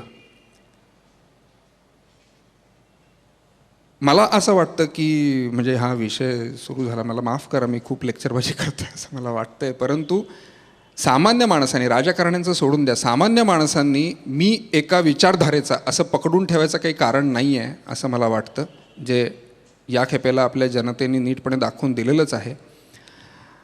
आणि अशा प्रकारची जनता जिथे आहे तसं त्यावेळेला जेव्हा गोविंदा निवडून येतो त्यावेळेला मला खूप आश्चर्य वाटतं की हे कसं काय झालं आणि हे फार चूक झालेलं आहे, परंतु हे होता कामा नये हे निश्चित.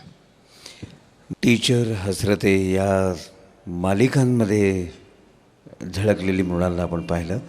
या मालिकांच्या अनुषंगाने अगदी मोजक्या शब्दात तिनं स्वतःचं मत नोंदवावं आणि त्यानंतर जोडीला एक प्रश्न तिला विचारतो की अस्सल मराठी घरातल्या कलावतीला, कलावंताला या अन्य भाषांमधनं काम करत असताना त्या भाषेसंदर्भात तुम्ही नेमकी तयारी कशी करता?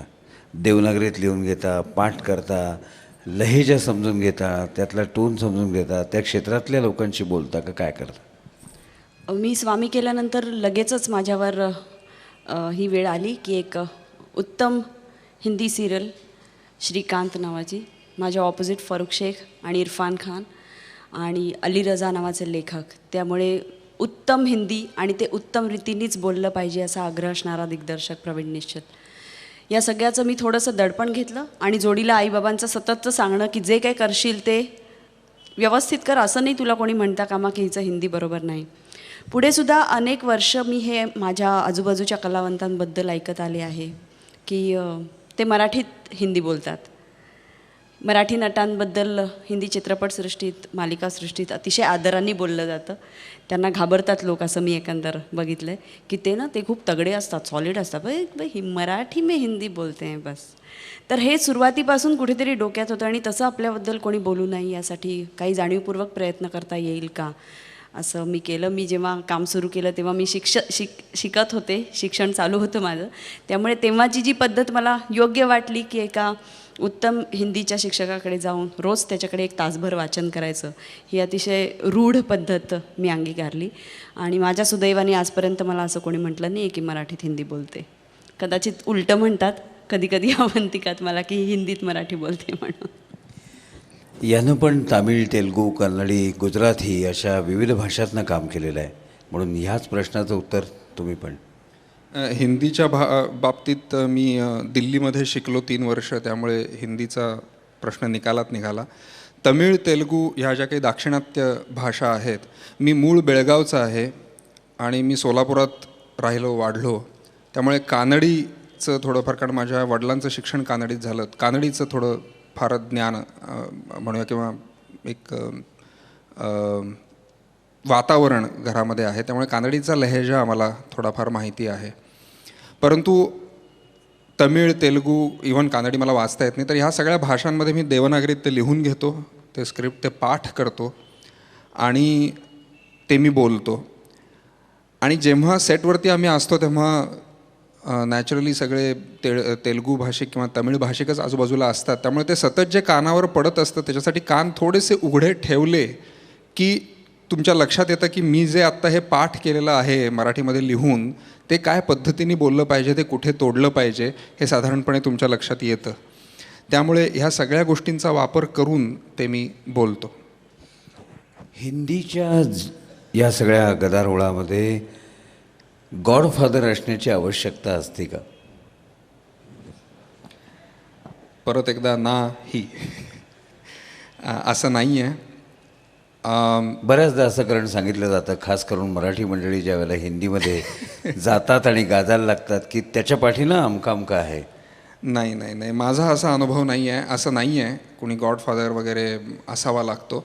एक गोष्ट नक्की, हे क्षेत्र मुळातच असं आहे की तुमची अंधारात उडी असते, त्याच्यात काही तुमची निश्चितता नाही. कधी काय होईल काही सांगता येत नाही. मगाशी मृणालनी उल्लेख केलाच आहे त्याचा. त्यामुळे तुमच्या मागे गॉडफादर अशी आपली उदाहरणं जरी घेतली, म्हणजे हे असं म्हणणाऱ्या लोकांना मला असं म्हणायचं आहे की अशी उदाहरणं जरी घेतली, राजेंद्र कुमार यांचा मुलगा कुमार गौरव, आता आणखीन काय तुम्हाला उदाहरण हवं आहे ह्याच्या पुढचं? असं काही असं त्यांनी काही होत नाही. तुम्हाला एखादा सिनेमा मिळेल, 2 सिनेमे मिळतील, पण सिनेमा इतकं खर्चिक माध्यम आहे की तुम्ही तुमच्या मागे कोणीतरी गॉडफादर आहे म्हणून तुम्हाला सतत सिनेमे मिळत राहतील आणि त्यामुळे तुम्ही स्टार व्हाल असं होत नाही. एखाद दुसऱ्या व्यक्तीच्या बाबतीत तसं होत असेलही दिग्दर्शकाच्या प्रेमापोटी, परंतु ती प्रथा आहे आणि त्याच्यामुळेच सगळं होतं. अदरवाईज माझ्यात खूप टॅलेंट आहे असं जर कोणाला वाटत असेल तर ते चूक आहे. तसं नसतं त्याच्यात. आणि फक्त हा टॅलेंटचाही भाग नसतो, टेम्परामेंटचा भाग असतो या व्यवसायात राहण्यासाठी किंवा कुठल्याही व्यवसायात राहण्यासाठी. सुनील गावस्कर एकदा म्हणाले होते आणि ते वाक्य माझ्या फार डोक्यात बसलेलं आहे की इंटरनॅशनल क्रिकेट जर खेळायचं असेल तर फक्त तुमच्यामध्ये टॅलेंट असून उपयोग नाही, तर इंटरनॅशनल क्रिकेट खेळायचं टेम्परामेंट तुमच्यामध्ये असायला हवं. आणि त्या पद्धतीचं टेम्परामेंट घेऊन तुम्ही या क्षेत्रामध्ये आलात तर मग तुम्हाला गॉड किंवा गॉडफादर कोणी लागत नाही. वेळेची मर्यादा माझ्याकडे दिलेली संपली आणि अजून अनेक प्रश्न बाकी आहेत, म्हणून मी मगाचपासून पानं एवढ्याच करता, मुद्द्यांचं टाचण चाळत एवढ्याच करता होतो की त्यातल्या त्यात काय वगळता येईल. त्यातल्या त्यात फिल्म्स वगळून टाकल्या मी. हिच्याही मालिकेतले काही तुकडे वगळले. कितीही वेळ वाढवायची ठरवली तरी आणखीन 5-10 मिनटापेक्षा पलीकडे जाण्याची मर्यादा मला मोडता येणार नाही. म्हणून धावत्या स्वरूपाच्या गोष्टी विचारतो. मगाशी झपाटून टाकण्याचा एक विषय निघाला होता, म्हणून झपाटून टाकलेलं पुस्तक वाचलेलं.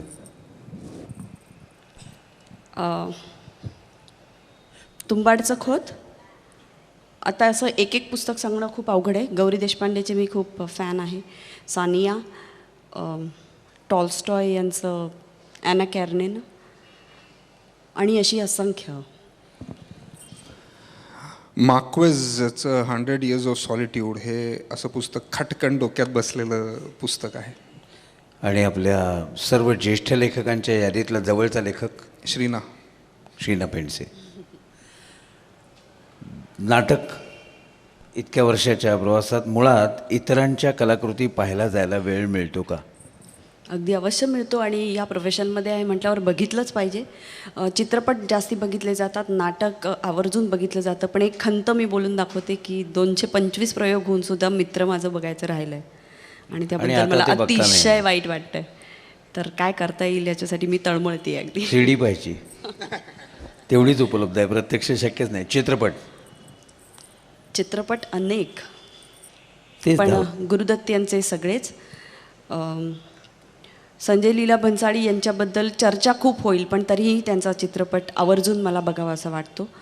किंवा विनोद चोप्रांचे चित्रपट मला बघायला आवडतात. गुलजार टाळूच शकत नाही. आणि असे कोणाची गाण्याची मैफल टाळावीशी वाटत नाही? आशा भोसले. अच्छा. क्लासिकलपैकी किशोरी अमोणकर, पण खूप नाही ऐकू शकत. जसराजजी सुद्धा. आणि भीमसेन जोशी मी खरं म्हणजे पुण्याची आहे, पण कसं कोण जाणे माझ्या राहून गेलं आहे. खूप मी त्यांचं ऐकू शकले नाही, पण त्याची खूप खंत मनामध्ये आहे. कुमार गंधर्व मला खूप आवडतं. या सगळ्या गोष्टींकडे वेळ द्यायला आवडतं, वेळ देता येतो, आणि असेल तर कोण कोण? वेळ द्यायला निश्चितच आवडतो आणि देण्याचा जास्तीत जास्त प्रयत्न हा करतो आहे. काय काय झालं नाटक. नाटक नाटक मला आता एकदम फटकन नाही, मी असं विचारतो की असं नाही जमणार आपल्याला करायला नाटकात काम या पद्धतीचं. मला तेच पगला घोडा नावाचं नाटक मी सोलापुरात असताना पाहिलं होतं. तिथल्या एका ग्रुपनी केलेलं. त्याच्यामध्ये संजोत पाटील नावाची एक मुलगी होती. ज्या पद्धतीचं काम तिने त्या सिनेमात त्या नाटकामध्ये केलेलं होतं ते अमेझिंग होतं. चित्रपट मला मंडी चित्रपट म्हणजे त्या तुमच्या वयानुसार आणि त्या तुमच्या काळानुसार ते सिनेमे तुम्हाला खूप आवडतात. मला आणि स्मिता मग अशी जोडले. पल्लवी जोशी मला तिचा अभिनयाच्या बाबतीत म्हणजे सुरुवातीचे तिचे काही सिनेमे आणि तिचं काही तिच्यात एक वेगळंच काहीतरी होतं आणि आहे अजूनही. आता फार कमी ती चित्रपट करते पण तिचा जरूर उल्लेख. पुस्तकं कुठली वाचावी हे स्वतः ठरवतात, लोक सुचवतात, उत्तम ग्रंथवाचक सुचवतात, पुस्तकाच्या परीक्षणात कळतं का कसं, आणि असं झपाटून टाकलेलं पुस्तक?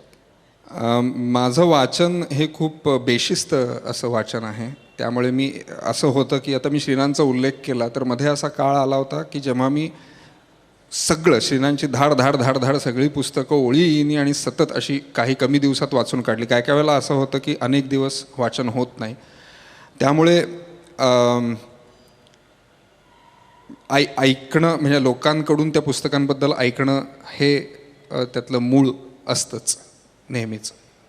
गाण्याची मैफल ते एक आयुष्यात राहून गेलंय. गाणं कळणं निदान. गाणं तर सोडूनच द्या. परंतु मला कुमारजी खूप आवडतात. म्हणजे कळत नाही असं म्हणताय तर एकूण ऐकताना बरं वाटतं अशा अर्थाने? नक्कीच. काहीतरी होतं आहे, काहीतरी घडतं आहे आणि ते ऐकणाऱ्याच्या आतमध्ये घडतं आहे असं कुमारजींचं गाणं ऐकताना फार वाटतं. आणि म्हणून आपल्याला गाण्यातलं काहीही कळत नाही आणि गाता येत नाही ह्याचं भयंकर वाईट वाटतं. शक्यतो पुढचा जन्म मिळू नये, पण जर मिळाला तर गाणं शिकायला आवडेल. फिल्म्सच्या तुकड्याकडे न जाता या दोघांच्या अलीकडच्या काळात गाजलेल्या कलाकृतींच्या संदर्भात शेवटचं त्यांनी बोलावं आणि नंतर एक वाक्याचा शेवटचा प्रश्न विचारून मी थांबतो. मानस सरोवर. मानस सरोवर हा इंग्रजी चित्रपट आहे आणि तो आता लवकरच प्रदर्शित होईल. त्याच्यामध्ये एक अत्यंत रोमॅन्टिक एक्सेंट्रिक पॉझिटिव्हली एक्सेंट्रिक असा माणूस मी करतोय. अतिशय चांगला वेडा असा तो आहे आणि अतिशय असं स्पॉन्टेनियस आहे. त्याच्यात एक साधं उदाहरण द्यायचं तर त्याची मैत्रीण असते आणि ती कम्प्युटरवरती सतत काम करत असते आणि तो तिला काहीतरी भेट द्यायची म्हणून गावभर हिंडत असतो. दुसऱ्या दिवशी तिच्या घराच्या खाली तिला तो भेटतो. त्याच्या एका हातात बकरी आणि दुसऱ्या हातात पोपट असे असतात. म्हणजे काय मी तुझ्यासाठी गिफ्ट घेऊन आलो. तर हे का घेऊन आलोस? तर ते म्हणाले तू एकटी राहतेस आणि त्यामुळे तुला कोणाची तरी कंपनी हवी आणि पोपटासारखी कंपनी दुसरी कुठली नाही. तो बोलू शकतो तुझ्याशी आणि तू त्याच्याशी बोलू शकशील. त्यामुळे हा पोपट आणि बकरी एवढ्यासाठी की तू सतत कम्प्युटरसमोर काम करत असतेस, तुझे डोळे बिघडतील आणि बकरीचं दूध डोळ्यांसाठी फार चांगलं असतं. हे अत्यंत प्रामाणिकपणे तो माणूस सांगत असतो आणि त्याला ते पटलेलं असतं. आणि त्या पुण्यातल्या शहरात दुसऱ्या मजल्यावरती राहणाऱ्या मुलीकडे तो बकरी आणि पोपट घेऊन पोचतो. असा हा रवी रॉय नावाचं हे पात्र आणि अतिशय गोड कथा आहे या सिनेमाची. घराबाहेर आणि मालिकेमध्ये अवंतिका. घराबाहेर ही माझी एक खूप आवडती भूमिका आहे आणि या भूमिकेच्या संदर्भात मला बोलायला नेहमीच आवडतं. संजय सुरकर, दोन्हीचा दिग्दर्शक संजय सुरकर आहे.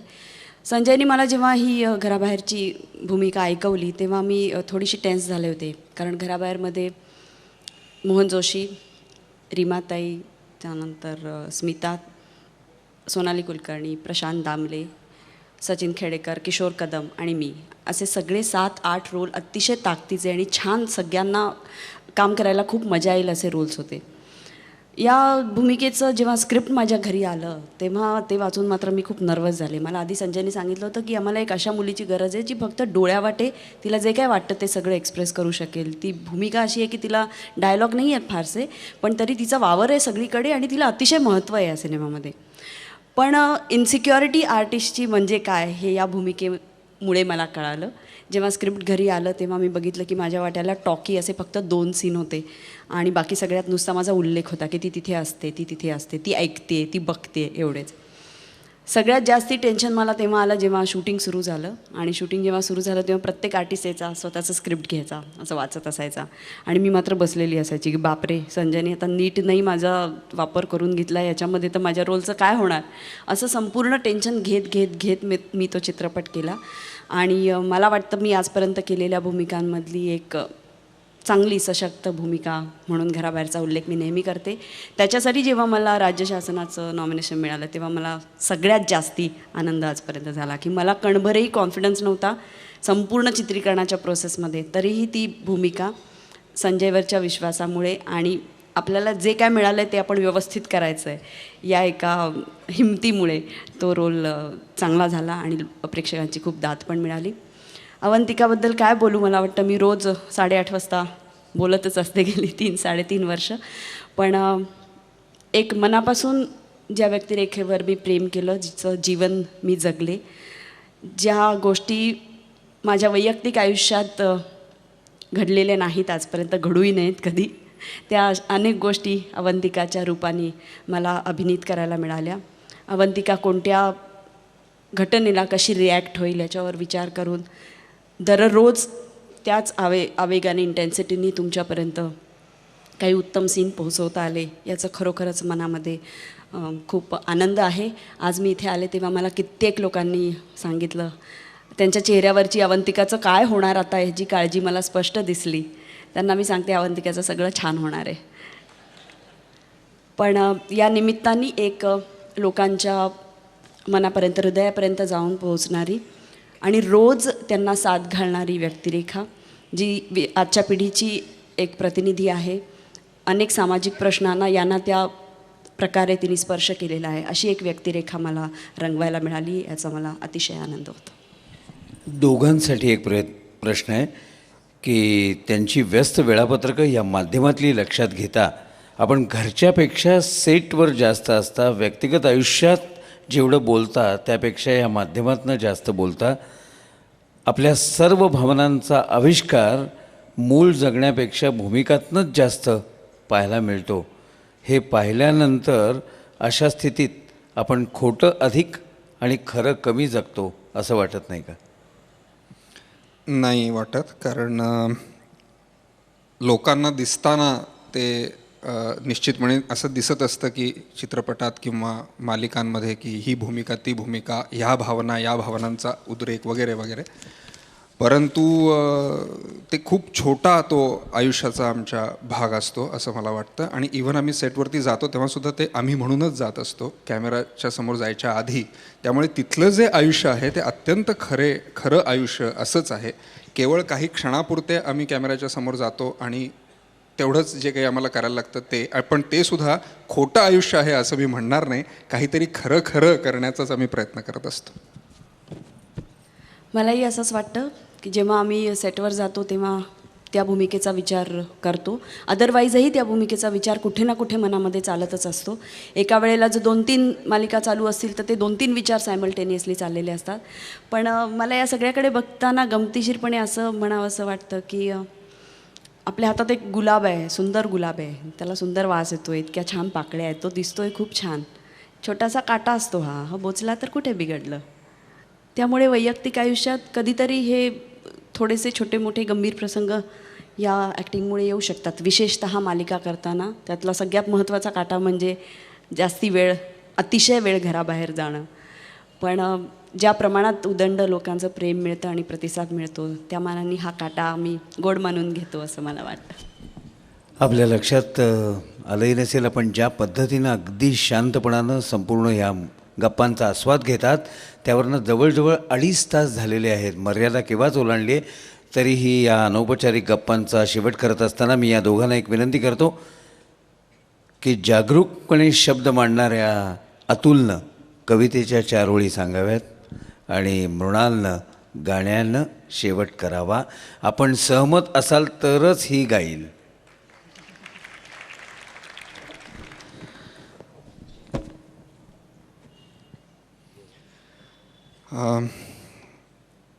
देवराई सिनेमा, मी कवी नाही अजिबात, परंतु देवराई हा सिनेमा करत असताना शेष त्यातलं जे पात्र आहे त्याचं जे काही होतं आणि एकूणच तो आजार असलेल्या माणसाची जी काही मानसिक स्थिती असते त्या सगळ्याचा विचार करत असताना काही ओळी मला सुचल्या, त्या मी लिहिल्या आणि सुमित्रा भावेंना वाचून दाखवल्या आणि त्यांनी लगेच असं ठरवलं की हे मी सिनेमात घेणार आणि याचं गाणं म्हणजे त्याला चाल देऊन ते मी सिनेमात वापरणार आणि तसं ते देवराईत आहे. तर त्या कवितेच्या काही ओळी मी म्हणतो.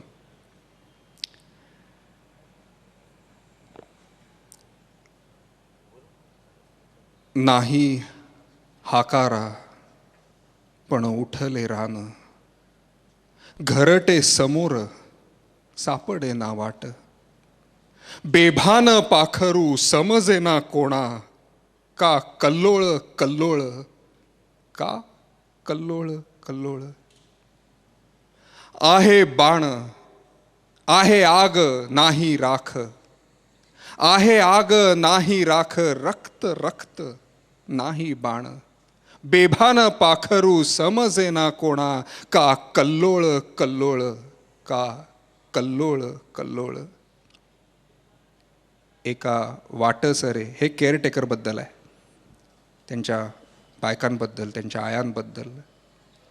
एका वाटसरे पसरिले बाहू, पाखरू कुशीत खेई खेई. या पेशंटना कळत नाही की हा आपली काळजी घेतो, ते त्याच्यावरती रागवत असतात, जसं मी हॉस्पिटलच्या सीनमध्ये रागवतो. एका वाटसरे पसरिले बाहू, पाखरू कुशीत घेई घेई, हाताला टोचे डोळा पाणी, पण ओठा हसू वाटसरे, ओठा हसू वाटसरे. हिच्या गाण्यानंच आजच्या ह्या अनौपचारिक गप्पांच्या मैफिलीचा शेवट व्हावा म्हणून उपचाराचे 2 शब्द या ठिकाणी आधीच नोंदवतो. अतुल आणि मृणाल यांनी अगदी मोकळेपणाने आपली मतं या ठिकाणी मांडली, त्या दोघांचाही मी मनापासून आभारी आहे. आणि या 2 ताकदीच्या कलावंतांना आपल्यासारख्या रसिकांच्या समोर बोलकं करण्याची ही संधी इंद्रधनूनं दरवर्षीप्रमाणे मला यंदाही दिली, त्याबद्दल त्यांचा आणि आपल्याही सर्वांचा मनापासून आभारी आहे. खरं म्हणजे इतकं संजीवचं सुंदर गाणं ऐकल्यानंतर का हा हट्ट आहे मला समजत नाही. आणि ज्याला जे येतं तेच खरं म्हणजे करायला लावावं अशी. पिंपळ खरे आठव, त्याला ते येत आहे ज्याला जे. या डोळ्यांची 2 पाखरे फिरतील तुमच्या भवती, पाठलागही सदैव करतील असा कुठेही जगती. या डोळ्यांची 2 पाखरे फिरतील तुमच्या भवती, पाठलागही सदैव करतील असा कुठेही जगती. घरकुल तुमचे हाच असे हो, या पक्ष्यांचा चारा, सहवासाविण नकोच यांना अन्य कोठचा वारा. तुमचा परिसर यासन भांगण, घरकुल तुमची छाती, पाठलागही सदैव करतील असा कुठेही जगती.